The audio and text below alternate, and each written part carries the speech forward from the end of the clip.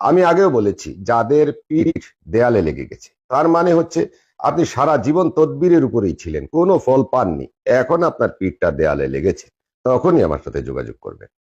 যাদের বড় বড় সমস্যা আছে, যারা শত শত হুজুর, মোল্লা, কবিরাজ শেষ করে, বছরের পর বছর অপেক্ষা করে, লক্ষ লক্ষ টাকা খরচ করে কোনো ফলাফল পাননি, আমি তাদেরকেই বলবো যে আপনারা শেষবারের মতো আমার সাথে যোগাযোগ করতে পারেন।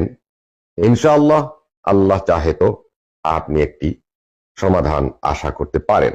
যারা আমার সাথে যোগাযোগ করতে চান, কথা বলতে চান এবং বিভিন্ন ধরনের তদবির নিতে চান, তাদের জন্য আজকের এই ভিডিওটি খুবই দরকারি এবং আপনারা ভিডিওটি সম্পূর্ণ দেখবেন। কিভাবে আমার সাথে যোগাযোগ করবেন এই বিষয়ে আমি এই ভিডিওতে বলে দিচ্ছি।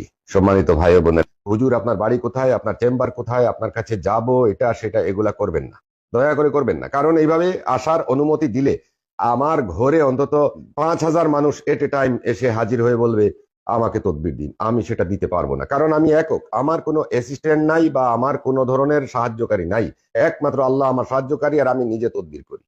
অতএব আমি একাই জবাব দিতে হবে, একাই তদবির করতে হবে, একাই রুহানি হাজিরা দেখতে হবে, একা সবকিছু করতে হবে, আপনারা সেটা বুঝতে হবে।